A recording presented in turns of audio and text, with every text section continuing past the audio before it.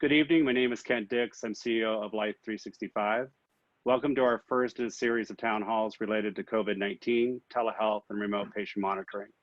Before I introduce our panelists this evening, I want to take a minute and thank all the healthcare providers, first responders, family caregivers, home healthcare workers, child care providers, food and grocery delivery, transportation, healthcare manufacturing, and many others that are running back in to fight this virus. Thank you. I also want to let you know that everyone will be on mute and that we will accept questions via chat and try to entertain a few questions throughout the webinar. We have reserved some time for questions at the end. If you don't get to your question, we will answer them after the webinar and post the recorded video on the life365.health website tomorrow. Now I want to take a minute and introduce our distinguished panelists. Dr. David Shulkin was the 9th Secretary of the U.S. Department of Veterans Affairs, nominated by the President Trump to serve in his cabinet. Secretary Shulkin and previously served as Undersecretary for Health, having been appointed by President Obama. As Secretary, Dr. Shulkin represented the 21 million American veterans and was responsible for the nation's largest integrated healthcare system with over 1,200 sites of care serving over 9 million veterans.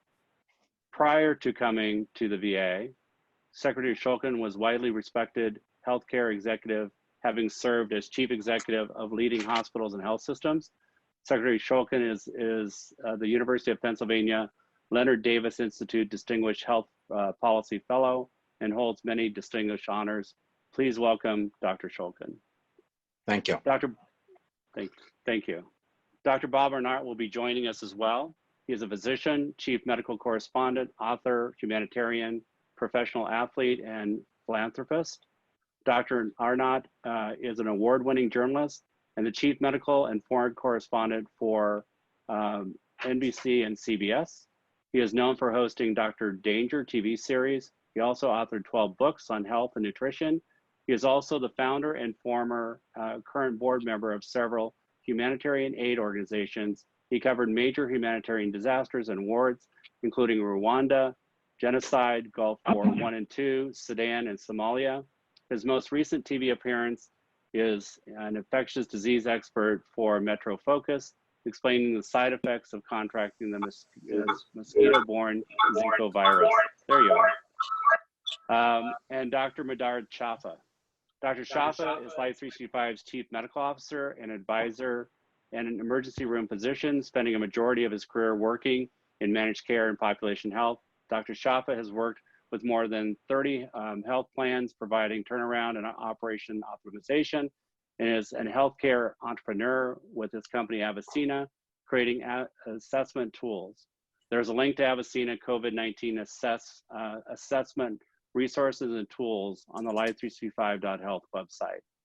I want to note that Dr. Mehrdad Shafa is Life365's chief medical officer and paid advisor, but Dr. Shulkin and Dr. Arnot are not financially related to Life365 and have been very generous with their time this evening in an effort to create a greater understanding of COVID-19 and the new normal that we now live in. Okay, let's get into the questions. Today we have 932,000 people in the world that have been diagnosed with coronavirus, COVID-19, with almost 47,000 deaths worldwide. The US is over 200,000 diagnosed, doubling in less than a week, with almost 5,000 deaths. The president and the coronavirus task force are preparing us for the fact that casualties could range from 240,000 if we prepare now, up to 2.2 million. Florida has been identified as a hotspot, just now put on stay-at-home order in place. Where are we going with this? Shulkin, do you want to weigh in? And then we'll go to Dr. Arnot about what is your, given those stats, what's your thoughts? Can you hear me? Mehrdad? Oh, you're asking me, I apologize. No, Yes. Dr. Shulkin. Can you hear me? Yeah. Dr. Shulkin? Yes, so what I are your can. thoughts? What are your thoughts on the growing pandemic right now? Where is it going? Is this the largest thing we've seen in our nation's history? Well, I think just to put this into perspective, for most of us, this clearly is going to be the largest pandemic that any of us have lived through. But in general, there's about 3 pandemics every 100 years. And every generation deals with the pandemic. And so if you think about this, the largest pandemic that we saw before this, not any of us saw, was in 1918 with the influenza pandemic that 50 million people, some say up towards 100 million people actually died of. But for us, this is going to be life-changing. Pandemics have a way of influencing society in ways that are never the same, economically, socioeconomically, the way that healthcare is practiced. The big question is, how long does this last and how big an impact it is? And if you take a look at past pandemics, they've lasted quite a long time. The bubonic plague that many of us learned about in history lasted 6 years. The 1918 influenza pandemic lasted 3 years and would go away and come back. And so that's one of the concerns that we have with this as well, unless we get a vaccine that will help prevent that from happening. So this is a game changer. We're still flying somewhat blind because of our inability to have tested early, so that we don't have visibility into exactly what the trajectory is. We can hope that this is more like the Asian experience, where there has been a peak after 2 or 3 months. Italy and Spain are now beginning to show some slowdown, so that's also hopeful that this may be about 2 or 3 months. But the US could have a different trajectory than that. We certainly hope not, but it's something that we're all watching very carefully. And the more testing we do gives us better information so we can make more accurate projections. Okay, great. So Dr. Bob, you've actually, dealt with a lot of pandemics from around the world, and you do it on a regular basis. What's your insights to where we're at today concerning, COVID-19 going across the world? Sure. First, I thought David's comments were spectacular. Great insights historically and into the current epidemic. And I would agree that, when you look at these models, they're very primitive. As we start to look at the disease itself, example, yesterday, talking to some of the physicians at NYU and New York Presbyterian, one of the things they're seeing with the younger people is that they're vaping or smoking marijuana or smoking cigarettes. So it's an added kind of dimension in terms of the younger risk factors. Another interesting thing is that when you look at, the quote, older at risk, it may just be a marker for having a lot of comorbid diseases. That is, if you made it to 70 or 80, you might also have hypertension, coronary artery disease, COPD, and whatnot. If you don't, though, and you're in great shape, you may not have an additional risk factor there. In London, all of the patients on vents were between 22 and 52, which is pretty frightening. And they were either with a very high BMI, meaning that they were overweight, or they had metabolic syndrome, or they had just delivered or were pregnant. So what will happen is we're going to have, a lot of different faces put onto the disease. And it hits the American medical system, there's so much ingenuity here, as I'm sure Dave has experienced, is you're just learning so much so quickly. As an example, we've been running around trying to get vents. I was on the phone with a New York hospital the night before last, and they had 300 vents, I think, from the national stockpile. It didn't work. So we got the CEO up at midnight. He went and tracked down the parts, found them at 8 o'clock the next morning, had them out, and now they have 300 more working vents. But with the push for vents, yesterday they found that if you gave them a very high pressure oxygen through the nose into the lungs, in other words, it's like the PEEP. The big thing with a ventilator is, as you expire, there's all that pressure trying to kind of open up the air sacs. So these nasal devices stop them from crashing, from going over the brink. The other thing we found in the United States now is that there are many patients who will come in, present with a heart attack. In fact, half of the cath team at Dartmouth ended up being exposed to somebody because it looked like a heart attack, but it probably was. But it was a COVID case. The other thing they're finding is myocarditis, so an infection of the lining of the heart. And that's probably 50% of why people die on ventilators. So amazing ingenuity. One thing you may find very interesting is this. This is, you see the great big machines for doing ventilation. This is a field ventilator. This is what the special forces will use in Afghanistan as an example. So during the Rwandan genocide, I was in the Doctors Without Borders camp, and they were seeing, thousands of patients. 65,000 patients died, I think, in 2.5 weeks. And the only chance they got was they put in an IV, and it either worked or didn't. They had no time to check vitals or do anything. It was just, that was it. And that might also happen here in that, you have one shot. You don't have an ICU, you don't have any beds left. So these portable ventilators may be a big part of the solution. But I just think that, you know, to David's point, the current test is that you go to the back of your, you back through here and you take samples to see if you have an active virus. The big thing is having a serum test. America has one as an example, and these serum tests allow you to find out, you know, broadly through the population, how much do you have, who are they demographically, and what's happening. So once we have that, it's my hope that we're going to find a lower death rate relative to the total number of people that are infected. And lastly, as an example, you look at Norway, their death rate is about 0.3%, which is, you know, the flu is 0.1. So not to belittle it, but the hope is that as it hits American medicine, you're going to see tremendous ingenuity. But it's like a tsunami. You can't imagine. You're on the beach, you're playing volleyball, you're playing cards, you're reading a book, and there's this 100-foot wave heading towards you. And when it hits and destroys you, it's just beyond imagination. Right. So from that point of view, I mean, the tsunami wave, do we think this is going to be over in a couple of months? Do you think it's back in the fall? Do you think it's like the Spanish flu when it started off mild in the spring and then came back like a vengeance in the fall? What does that look like? Well, it's very interesting that apparently when the Spanish flu came in, the first go around were the older patients, sort of like we saw early here. And then in the fall, it started to hit the younger patients. Also interesting that it's called the Spanish flu because the warring parties in World War II knew that they were faced with this, but they didn't want to show any weakness, so they didn't write about it. Spain wasn't in war, and so they wrote about it. Didn't originate there, and so they called it the Spanish flu. But, you know, Tony Fauci, who I worked with since 1983, when I first started at CBS News, you know, is probably the finest infectious disease expert in the world when it comes to pandemics. And I've been with, you know, CDC all around the world, you know, Ebola in Uganda, sleeping sickness in Southern Sudan, malaria in, Mozambique, many of these different epidemics. And the interesting thing is, you know, we always thought it was the hemorrhagic fever that people worried about, like Ebola.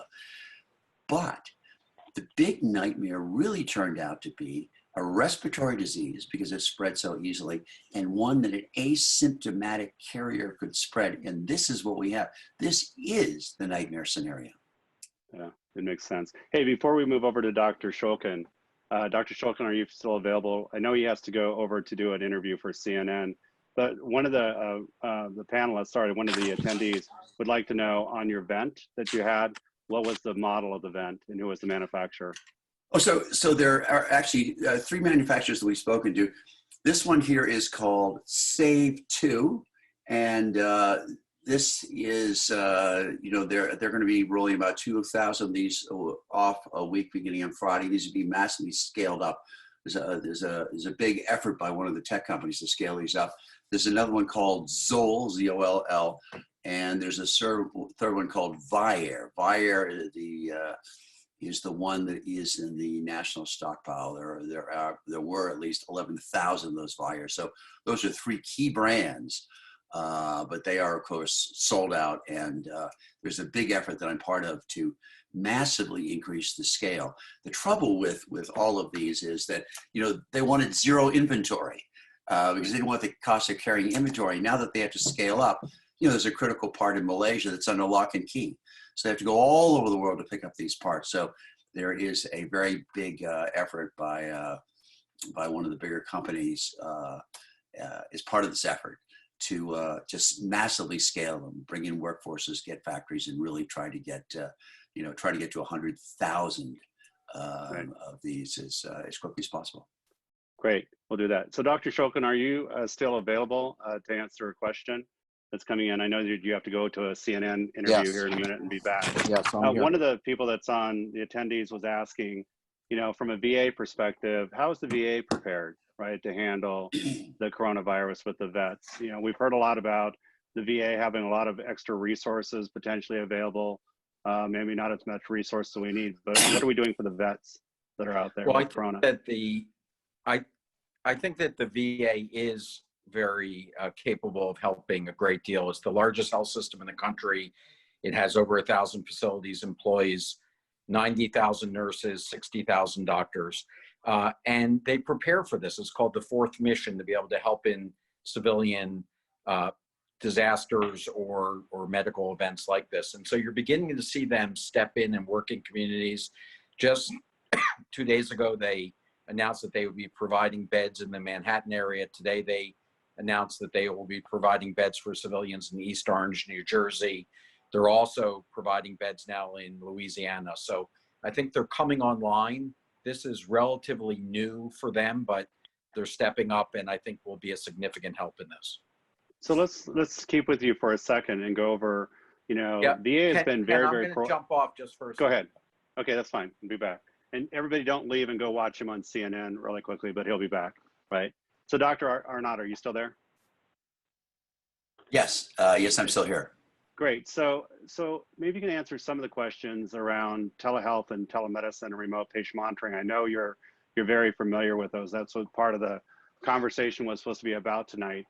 One of my biggest fears is that, the healthcare resources are going to get inundated. They already are, and it's not even the peak yet from that. And they're getting sick. And Mehrdad, you can chime in just for a second. And I mean, you had 3 physicians that 2 physicians and a nurse that are quarantined and sick.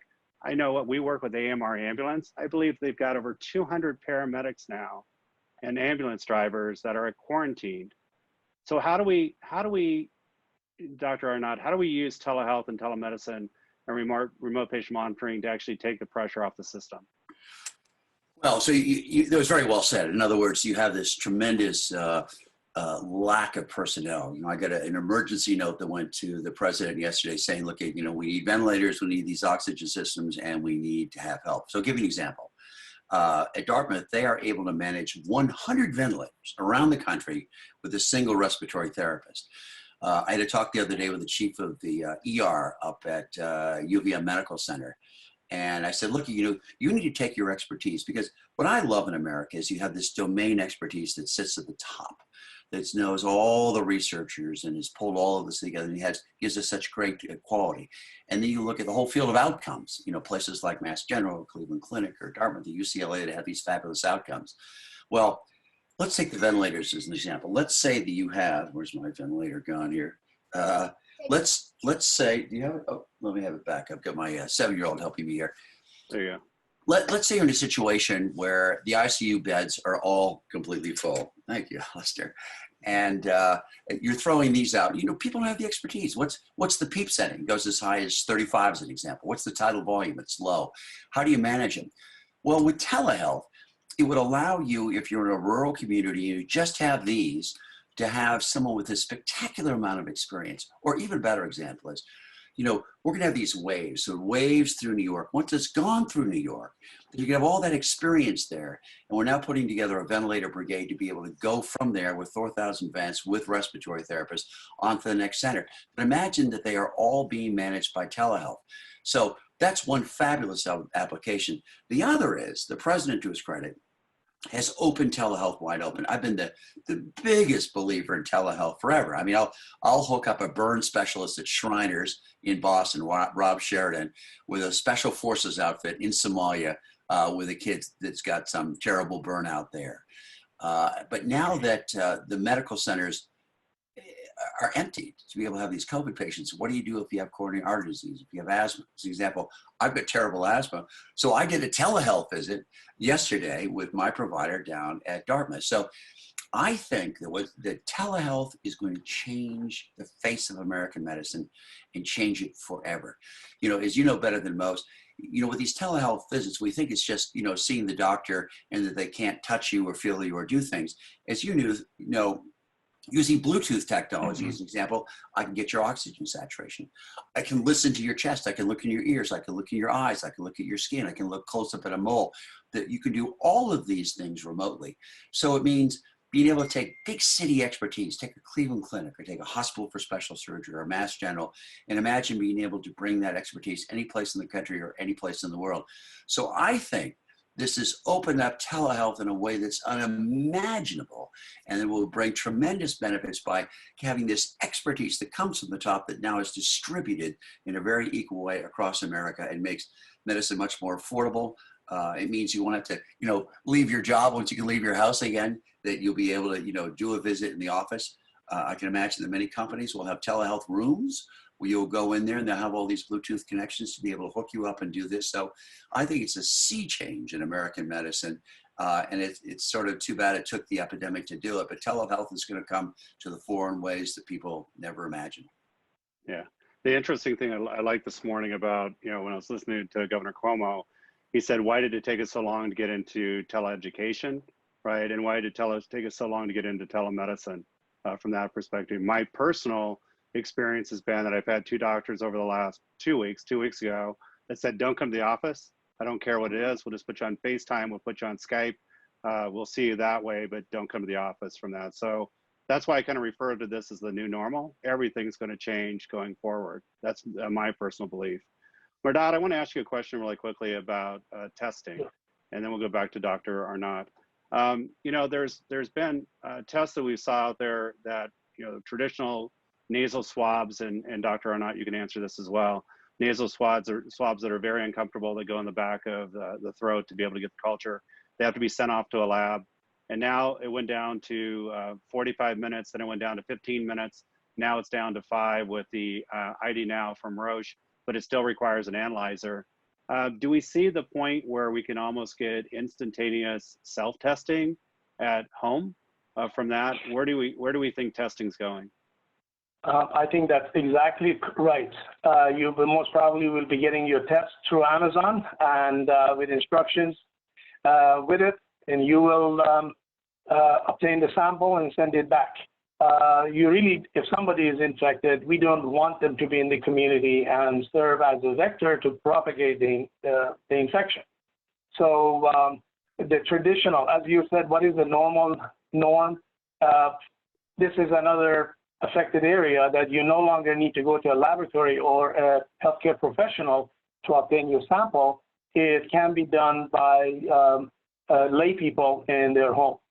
And as we learned about modalities, what the most accurate way of obtaining samples, very soon we'll learn what would be the easiest and most accurate way of obtaining the sample. You don't have to go all the way to the nasopharynx or yak people in the back of the throat to obtain the sample.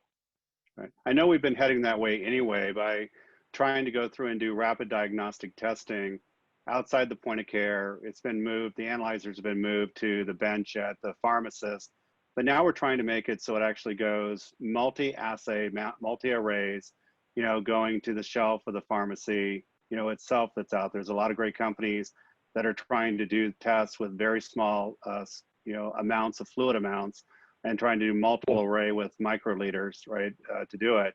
And I think that's the future of where we're going to go, right, from this. But that data. I'm thinking. I'm sorry to cut you over, but I'm thinking this may be like a home pregnancy test. That the answer comes with the test, so the person knows if the test was positive or negative, and they can now report back via telehealth to their provider to inform them of their finding and then what would be the care plan going forward.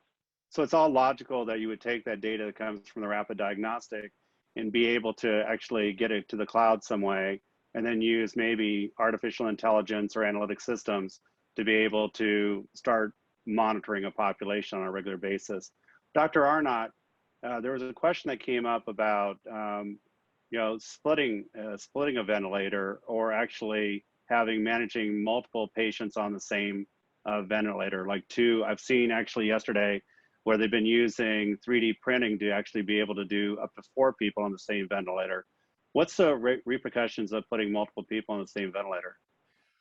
So it's interesting. We looked at doing this with these high PEEP oxygen systems. And of course, the biggest fear is that you're going to cross-contaminate, because when these patients get their COVID pneumonia, they often have several other bacterial agents. In London now, for instance, if you have COVID pneumonia, you're going to get Plaquenil, you're going to get zithromycin, you're going to get 2 other broad-spectrum antibiotics, you get 2 antivirals, and you're going to get an antimycoplasma drug. So you don't want to be crossing that back and forth between people. So right now, my understanding is that, they think they're successfully splitting for 2, but don't think that 4, 6, or 8 are necessarily going to work. But there are other workarounds. So one of the workarounds, of course, is the portable ventilator. Another is that the anesthesia that's used for day surgery, for all these procedures, huge daycare centers, not daycare, but, day surgery centers can be used. The advantage is that they come with an anesthesiologist.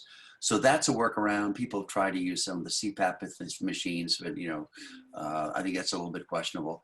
Big thing is just getting the ventilators out there, getting the field. So the sort of triage would be obviously, a real ventilator in an ICU, a real ventilator outside of a ICU in a hospital room, and then one of the ventilators you're using for day surgery, then a field ventilator, and then of course we're looking at these very high PEEP oxygen inhalation systems. And to give you a sense, what they were asking for yesterday in New York was 10,000 ventilators, New York City, and 16,000 of these high PEEP humidified nasal oxygen systems, because the most interesting thing about the disease, the most terrifying thing is you go 4 to 6 days, you start to get short of breath, and in 8 hours you crash.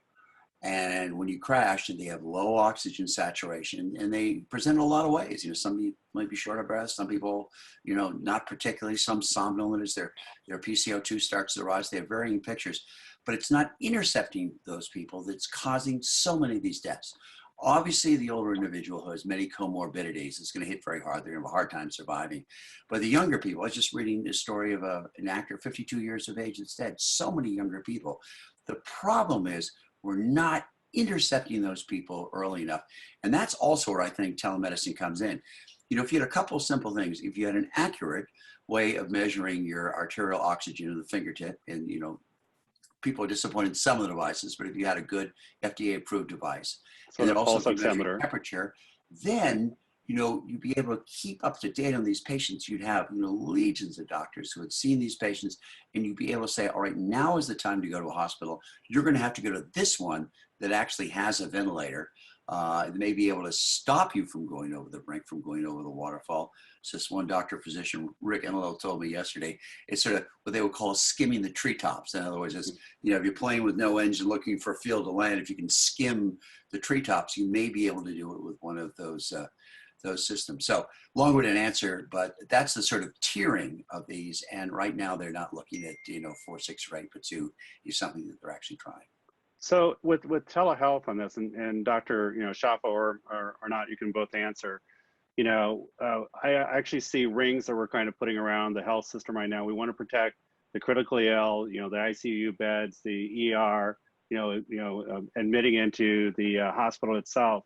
But then we also want to try to prevent, people from getting to the ER and ED. So we have the primary ring of care. We have the secondary ring of care that could be, first responders. It could be home health care workers. The third ring of care actually could be family caregivers. The point of with telehealth, now we're going to get it to reimbursement stage, and I just want to point this out really quickly. We're going to have a separate webinar next Wednesday night, same time, 4 p.m., 7 o'clock Eastern time, to lead really bright people from the Connected Health Initiative that are going to talk very specifically about reimbursement, licensure, parity, and all that stuff that goes with the new laws. They're working with the lawmakers on a regular basis. But where are we going to get the people to monitor all these people with telehealth and remote patient monitoring to do that? So I think what's going to happen with the epidemic is that you are going to, you have phases. Like right now, I think there's 17 patients at one of the big hospitals in Vermont, roughly the same number in New Hampshire. So the wave's going to hit. And after each wave is passed, you're going to have a tremendous amount of expertise. For instance, we're getting a lot of stuff from Italy that's quite valuable. St. Thomas's in London, a lot of valuable information. But the advantage of the telehealth is, think of this as, a residency that's compressed to 2 weeks. So you have your major wave go through a city, and as that recedes with these measures of isolation and perhaps quarantine, then that expertise can be used with telemedicine as it goes on from New York to then Boston and Florida. Think of all the expertise you have and all the healthcare providers that now have been able to stand down, that have seen these patients, seen it all before, and can really transfer this information. We're actually looking at putting together daily kind of grand rounds where we take notes from all the big medical centers and pass on what's been learned overnight, because we learned so much so quickly.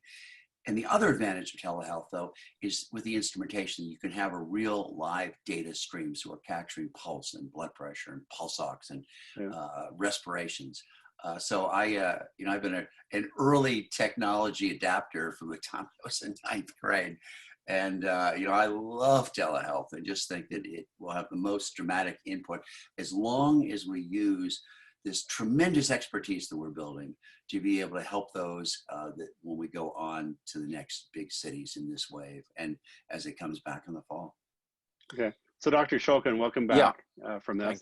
Thank you. So I asked the question earlier. I don't know if we got actually to the answer, but is this over in 3 months? Is it back in the fall? Is it spring of next year? What are we preparing for? Yeah. What and Kent, we're talking about specifically with the use of telehealth, or we're talking about the pandemic? Sorry. No, I'm talking about the pandemic. Okay. Right. Okay. Sorry. So I think that frankly nobody really knows the timing on this. The way that scientists track when infections like this, viruses are going to go away, is what's called the rho, or the reproduction number. And today, the reproduction number, or the rho of COVID, is thought to be 2.5. An infection doesn't start going away till the rho turns negative. That means that there's actually less virus out there than people being infected or spreading to one another. So we still have a ways to go until the rho goes from 2.5 till it turns negative. That's what you've seen now in China. You're beginning to see the rho come down in Spain and in Italy as well. How long that takes is really a factor of how well we do social distancing. And that's really, going to make that determination. There's a theory that the virus gets less virulent when the weather turns warmer. I think we've seen that with other coronaviruses. Whether that happens here or not, we're still going to have to wait and see. But certainly the prediction being that right now that we should have some relief towards June and the middle of summer. I think the way that this pans out, since a vaccine, most likely an mRNA vaccine, is going to be quickest to market, even with that coming to market and after all the testing, we're probably looking at the end of 2021, early 2022, before enough people get the vaccine that we don't have to worry about a second wave of the coronavirus coming back. And let me jump into this R naught value. It sounds like my last name. Super interesting. So in China, it's a variable number. It's not fixed. So for instance, in China, it went up to 3.8, meaning, as David said so well there, 3.8 people would be infected for every one. Then with the first measures in China, it went down to 1.2. Still not enough, but it did it's dampened the curve a little bit. And then this is Chinese data that I'm looking at. So it went from 3.88 to 1.2, and then down to 0.3. So as David said there, when it gets down to 0.3, then you go down to, as they say in Wuhan, and I understand that the intelligence agencies say we may not be getting the real data, then it starts to go away. So if you're keeping score, it is this R naught number that really allows you to see what transmission looks like. And the transmission is fascinating because, I think there's a mistake made early on in telling everybody to just wash their hands, because there are a lot of people going through the New York subway 4 inches away from somebody with COVID-19 with clean hands. The real thing was distancing. And, distance may be more than 6 feet. The sneeze, an MIT paper said, might be, 20, 30 feet. Admittedly, we're not all sneezing that far, as Tony Fauci said the other day. But a couple of disturbing things, one is that when someone coughs, it could go as far as 12 feet. And they're finding now in these cruise ships that, several weeks later, there's still COVID in the air. Now, it's not thought to be truly an aerosol in that you have aerosol delivery. Otherwise, it'd be much, much more rapid infection, you have a much higher R number. That R naught number goes up to, say, 12 with something like measles. But it's very concerning in terms of the transmission of it. A paper last week in the New England Journal of Medicine showing that it lasts something like 72 hours on plastic, 48 hours on steel, and 4 hours or so on paper. So these poor people who are now the front line of the disease in the commercial community, who you're buying your groceries from, you may be infecting with the dollar bills you give them, but also with the credit cards that will have the virus that may stay on them for 48 hours. So tough. Yeah, Bob, I would Good. agree. I would agree with that. But I think that I'm seeing, I think people maybe really spending too much time worrying about some of the simple things like getting their packages delivered and things like that. While the virus is known to last the hours that Bob has talked about, you have to remember that it is dissipating all the time. This is not actually a live organism. This is a protein that is covered by a thin layer of fat. When that fat starts to begin to dissipate, the protein's exposed and then it decays. So over time, even though it may be on metal up to 48 hours, it's actually getting much, much less contagious over time. I think Bob's right that the most likely spread of this is still going to be airborne. And the virus does last in the air longer than people thought. And that's why you're beginning to see the CDC coming out with new recommendations, or at least thinking about the recommendations that everybody should be wearing a mask. And while that seems like it may not make sense, if you take a look at the Asian countries, South Korea, Japan in particular, who, you know, the very first case of COVID was experienced in South Korea the same day the very first case came in the United States. In South Korea, of course, they tested much, much greater than we did here, but everybody is wearing masks and everybody's still wearing masks.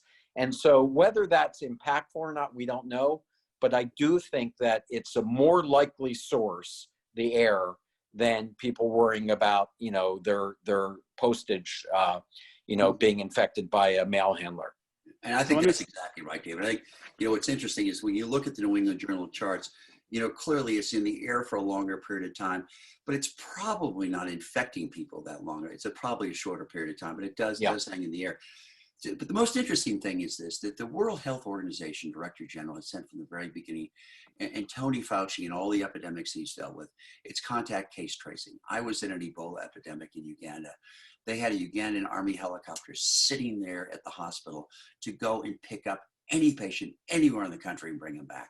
So where China won, if we believe their data, is because they, you know, when you look at their curves, so it's, you know, it's December 8th, you have the first case, the Wuhan market, it comes up, up, up, up, up. They do their cordon sanitaire, they put everyone, they isolate, it kind of stops here. It doesn't drop. It does not drop until they have these mobile camps. What they did is they took that everybody that was positive and every single one of their contacts, and they put them into a mobile camp and they kept them there. So this classic contact case tracing, you find every case, you trace every case. Right now, we're not testing. We have no way of doing that very classic public health. We can only test healthcare providers and patients. So in the meantime, you have people around affecting people left and right. So, you know, when they rewrite the history of this, unquestionably, it's going to be Why America Slept Volume 2. Obviously, the Chinese missed it early on. The bureaucrats, you know, destroyed their own CDC in the sense that they didn't pass the data on because they didn't want to pass on data. The Chinese held on to it. They tried to suppress it. They didn't give us the data. And then we had, you know, tremendous warning with what we saw with China. We thought it wouldn't happen here. You know, didn't really shut down the flights early enough. Clearly, the flights were coming in from China with infected people. We didn't have the serological tests. BioAmerica is an example of a company that can scale up to, you know, tens of thousands of tests. You need those tests. But by not doing what the World Health Organization says is the way to treat an epidemic, we're going to lose hundreds of thousands of people. And it's going to be a tragedy that I think was largely avoidable. The trouble, though, is, look, we sort of knew about Pearl Harbor in advance. There was some advice there. So we couldn't imagine that happening. You know, we sort of knew about World War II and Hitler in advance and kind of didn't do the right things. This was so big, even though we saw all the warning signs, nobody really believed it could happen. And then when you're hit, you suddenly go, oh my God, we could have done this, this, this, this. But without the tests, you know, David, to your point, we're completely running blind. We have no idea what the real death rate is. We have no idea where anybody is. And here, I'm in Vermont tonight, and we don't have any contact case tracing. There's nowhere to do that. You know, we actually had an idea that everybody was positive ought to shout out and say they were positive. So you go, oh my God, I was at a bar with them at a restaurant. I'm going to, you know, isolate longer or quarantine. So we don't have the biggest tool of all, and that's where we're losing. So that's what I want to lead into really quickly on this, is that there's been a company that's out of San Francisco, the Bay Area, that's got a lot of attention lately over Kinsa, right, for their Yeah. thermometers. And when I looked at Kinsa, probably about a year ago, I'm like, it's a thermometer company, right? And they got $20 million in funding. But when you go through and see what Kinsa has done, and has over 1 million data points that are throughout the U.S., and they were showing it both, I think, on Fox last week, but also MSNBC as well, and showing little amber hotspots around New York and New Orleans and Louisiana and Washington. But Florida was on fire. I mean, Florida was like bright red on fire from that. And we just recently, the governor, not we, but the governors recently now did a stay-at-home order from that. That's why I kind of titled this section like data, data, data, right? When we start talking about telehealth and telemedicine and remote patient monitoring, yes, we can keep people out of the hospital. Yes, we can reduce, chronic care cost and with patient engagement and stuff. But the value of data to be able to see these waves starting to come in, I mean, comment to me, any one of you, Mehrdad or Dr. Shulkin or Dr. Arnot, about what is the procedure now from hospital systems giving data to the CDC. I've heard it takes like 3 weeks to be able to get any type of trends coming out of the CDC based from when it gets to the hospital versus this near real-time data. What's your thoughts, Dr. Shulkin? Well, I think this is exposing a lot of the fragmentation that we have in our healthcare system, that there's a delay in data coordination and data gathering. I do think that hospitals are reporting this. I'm hearing, probably just like Dr. Arnot, from many hospital leaders who are very open with how many patients are in a hospital, how many patients are in their ICUs. And I think that's very helpful for those of us who are trying to share information with others around the country. But the data going into the CDC isn't that specific. We're not really hearing about the numbers of patients that are in the hospitals, in ICUs, how many ventilators are being used, how many are available. And there are a lot of efforts now to begin to start coordinating that. I think the lessons that we're going to learn after this pandemic to help us plan for future issues are going to include a much closer data integration strategy, community by community, state by state, and on a federal level. Great. Dr. Shafa, what's very interesting about what Dave was saying is that, so I do a lot in the sort of deep learning field, and the whole deal is data wrangling. It's having good data. And to David's point, here in Vermont, you fill out by paper a state form. Then there's a paper form that goes to the CDC, and then somebody transcribes it. Can you imagine the number of errors, and you know how long that takes to get? So I spoke with a company yesterday who actually is putting together a real-time data stream, so you can look at the data from all these hospitals across the country. But to David's point, we're completely flying blind without the testing and without real-time data. I'm just wondering it's like why doing we're a not... Democratic. It's like doing the Democratic primary on. It's like it's like Iowa all over again. There you go. That's exactly right. I'm just wondering why, Dr. Shafa, why aren't we going through? I know electronic health records have interoperability issues that are out there all over the place still. I'm not naive that place, but why aren't we leveraging the heck out of the EHRs and the EMRs right now to try to get that data, real-time data, instead of Como having to guess how many ICU beds he has and what the pressure is coming on his ER? Why aren't we putting pressures on the EHR and EMR companies to band together to give us that data? Well, that's going to take years for that thing to take place. The information silo has been the trend, and as far as I do remember. One thing is having complete, accurate, timely, and interoperable information at the time of care delivery is critical, and we have had issues with that as long as we have been practicing. But one thing that you have not mentioned here is the process of care delivery, either for pandemic or for the regular telemedicine. We have transported a lot of issues that we have with the current person-to-person delivery, and that has also found its way into telemedicine. Means you don't obtain appropriate history, you don't gather all the information that is in front of you, resulting in a missed opportunity. That is why we know that we really need decision support tools to organize, to help expedite and encounter make sure all the crucial information, pieces of information has been gathered. And now, let's say if there was a checklist, you can make an accurate assessment, and then the care planning that is needed for this, that you order the appropriate imaging supplies, drugs, and transportation, and everything else that's needed. We're working on developing that tool that hopefully is going to be available very soon, but that has been missing, and decision support is crucial, because when the floodgates open and 1 million people want to call their physician, you will not be able to deliver a 15-minute traditional telemedicine visit. It has to be a lot shorter. It has to be a lot more accurate, sensitive, and effective. And the other thing about the Dr. EMRs is that Bob. there's no interoperability between the EMR companies. And someone who spends a lot of time in deep learning, a lot of the stuff is freeform.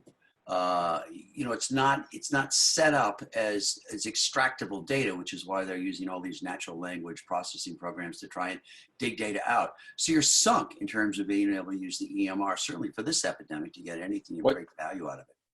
Yeah, and Ken, I would just add that I think your question is very insightful. That the issue of interoperability between EMRs has never been a technical issue. It's always been a business model issue.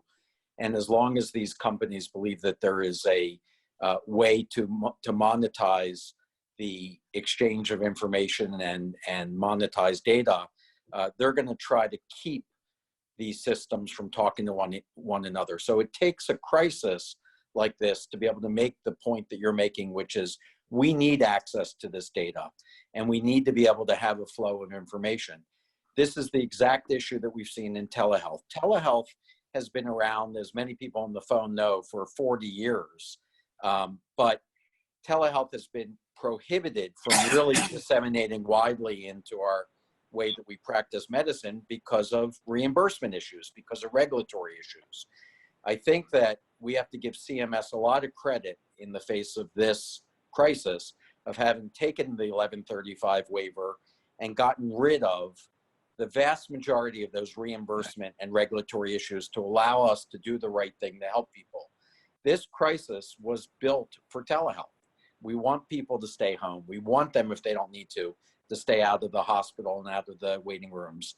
And telehealth is a great way to do that.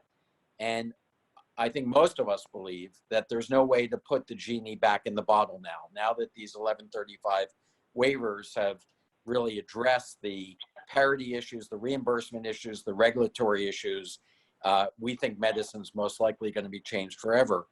And just real briefly, this is exactly what I found when I entered the VA during a major wait time crisis where veterans were being harmed waiting for care. I looked at telehealth as the solution. And even though I had the ability to do federal supremacy for a number of reasons involving the Department of Justice, I was not able to do that initially. I had to follow state laws, and I ran into the exact same issues that the private sector had been running into with telehealth. So ultimately what I did, to tell a long story short, I asked if I could see President Trump. And I went into President Trump knowing that he would like this.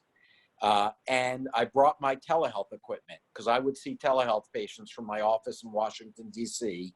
to Grants Pass, Oregon, where I would take care of veterans. You brought in global White House. Yeah. Excuse me? As I say, you brought in Global Med, right? I did, yes. Yes, they were the vendor. But I brought in my telehealth equipment to the Oval Office, and I showed President Trump how I would take care of patients. I let him meet my veteran who I was caring for in Oregon. And he said afterwards, "This is great. I love this. I love telehealth." I said, "Well, Mr. President, we need this for all veterans. That means that I need you to get rid of the state licensing requirements. I need you to get rid of the inability to be able to prescribe medications over telehealth. I need you to help us get this so every veteran could do it." And to his credit, he did.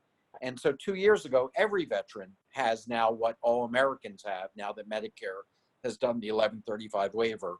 Over 900,000 veterans get their care over telehealth. The satisfaction level is 92%. It helps many, many people. This is a tremendous tool that I am now so glad that the rest of the American healthcare system can begin to benefit from. And I think it's going to be a game changer. That's great. I believe, Kent, I'm sorry to interrupt, Okay. but this has irreversibly changed the way we practice medicine. We will see the effects of it, like how dialysis, going from hemodialysis to peritoneal dialysis at home, hospital at home, and all other type of care that traditionally has been in a different setting now will be done through telehealth.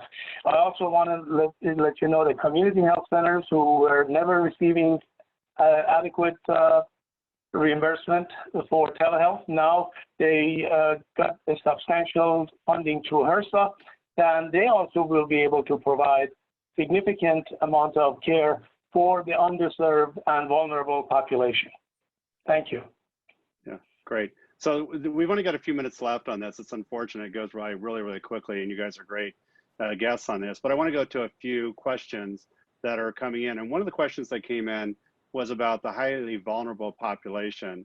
I know that we're starting to work with a highly vulnerable population, special needs population that's up in the Minnesota area, and very, very concerned about it. In fact, instead of getting the caseworkers in, we need to get to a telemedicine hooked up to them very quickly, so they can actually start seeing their caseworkers. What about the homeless population? What about the special needs population? What about the population that underinsured population that doesn't have insurance? What are we doing to protect them from this? And that's a really long answer, but or question. Just a quick jump in on that. So I have a very good friend and classmate, Jimmy O'Connell, who's at Massachusetts General Hospital in Boston, and he started a program for the homeless. And he and a team of doctors would roam around, find them wherever they were in the street, and deliver amazing first-class care. Bring them back to the hospital, so they'd be waiting for an MRI or a CAT scan with, some of the higher-end bankers there. Pretty remarkable. But he told me that is his greatest fear. I mean, imagine now, that a well-educated, well-connected person going into a big hospital in Boston is going to have a hard time navigating through with the tremendous numbers of people that are now glutting these systems. The homeless person has almost no chance. I think it's be a terrible tragedy for many of the homeless across the country, unless they're brought into special facilities and cared for. It's going to be a bloodbath. I think one of the things is, again, many of the problems that those of us who have been in healthcare for a long time see on a regular basis are now going to become very, very clear to everybody. All the problems that are there with access to healthcare and all these areas of sort of the disparities and inequities of care are being seen.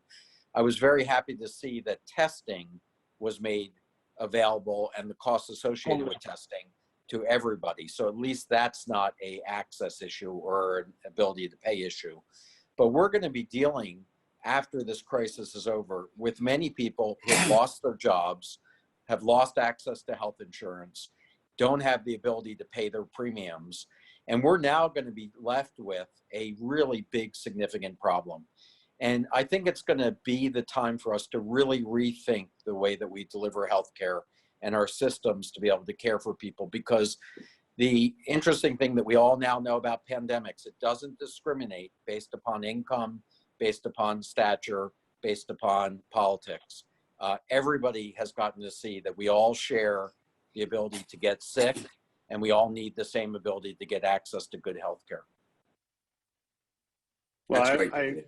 I was just going to say, David is such a great healthcare leader. It's just been such a pleasure to listen to him and his passion and the remarkable things that he's done with the VA, especially in telehealth. And I was talking with Toby Cosgrove, who is head of the Cleveland Clinic, and he said, the VA, it's the toughest thing out there. So, great job. Thanks, David. Bob.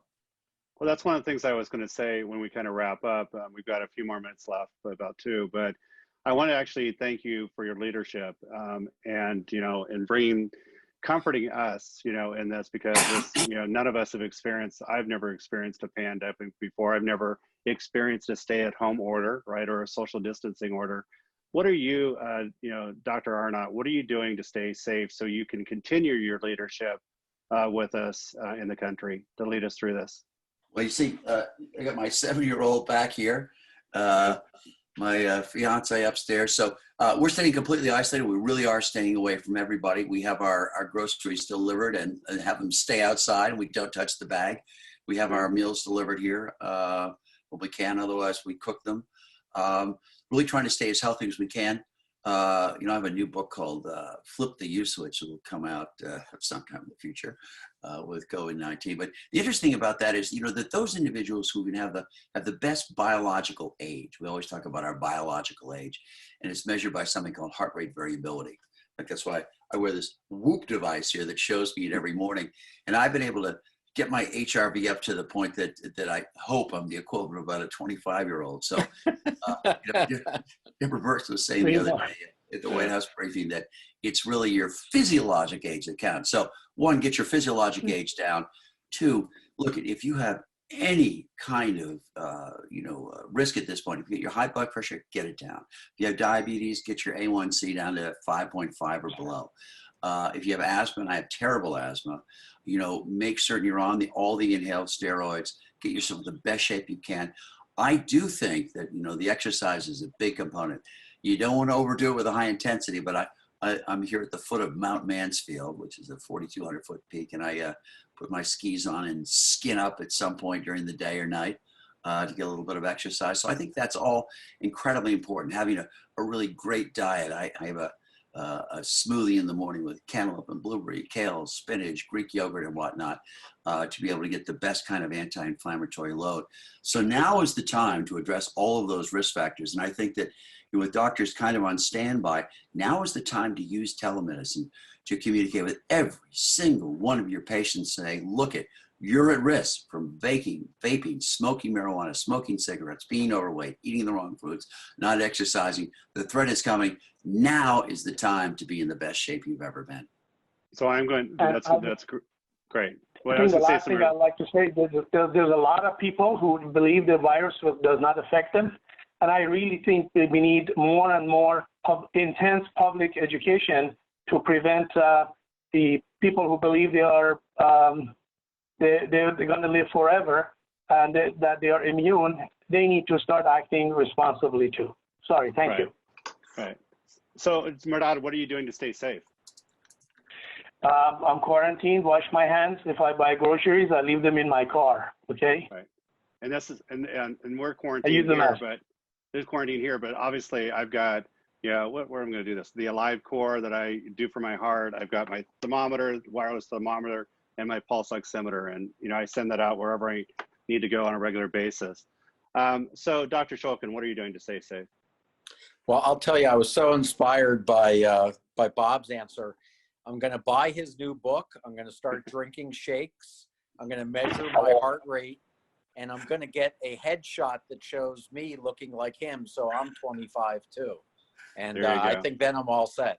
Dave was just going to interject that my brothers and sisters, who were doing all this technology are now suddenly doing all these calls like this with their kids and grandkids. And they're so fearful of looking old. And I said, that's the joy here. Just take a picture of your favorite movie star and put that up. That's the secret. If you look young and you feel good, then you are young. That's the secret. Okay. Well, I'm supposed to wrap this up in a minute, but one thing that I guess I'm not going to wrap this up. I'm going to ask a quick question, and maybe it's not a quick answer. Ibuprofen, are we supposed to be taking it or not? No, there's just, there's a risk. It's been well publicized. I don't think it makes sense. It also doesn't make sense to be on steroids. If you can possibly, not be on prednisone or steroids. Obviously, if you have early rheumatoid arthritis and you're on it, you could change to Plaquenil actually. You could make the case that maybe there isn't quite enough data, but the warning's out there if you can do without it. I am a huge believer in topical pain therapy. In Singapore, something like 65% of people go to it first. We go to pills first. In England and Germany and Singapore and South Africa, they always go to topical pain therapy first because there's very little that gets into your system. It's available OTC or by prescription. And I think it's a great workaround until we know more about ibuprofen because it does appear there's a risk. Not 100% solid, but it's not a risk I would take if I could avoid it. And you can see Dr. Arnot on the TV commercials on a regular basis, right? With that, so. I didn't So, mention the brand name though, but I am a big I believer. get it. I get it. I can figure it out. So anyway, thanks so much. Unless anybody else has got a comment, I really appreciate it. You know, thanks for all your efforts, and I want to thank everybody attending as well for this. So I want to take a minute to thank distinguished panelists, Dr. Shulkin, Dr. Bob Arnot, and Mehrdad Shafa for your participation and great insights as we try to adjust to what I call the new normal on how we live and interact with each other, and especially how we deal with the complexity of information coming out related to COVID in every changing hour. I'm sorry that we weren't able to get to all the questions, and the attendees wanted me to share that they really were impressed with the panel, and thank you so much for that. Thanks for great questions. Being a fabulous moderator. We'll probably see you on the NBC Nightly News next. There you go. There you go. Thank you, everybody. I've got the face for radio. So anyway, safe out there. All right. Thanks again. Thank you. So I want to let you know that we're going to be posting the webinar, information on our website. We'll be answering the questions on our website as well. So I want you to be safe and healthy, and we look forward to having you join on the next webinar next Wednesday at 7 p.m. Eastern. The subject's going to be reimbursement, licensure, parity, and more. We have two great experts that will lead the Connected Health Initiative and provide insights directly. They work with the congressional staff in various departments like the VA, HHS, FCC, and FDA. And by the way, just really quickly, the FCC just announced a $200 million initiative for telehealth pilots that will commence around COVID-19. So make sure you check that out. So have a great evening, and thanks for joining on our first webinar. Thank you, Mehrdad.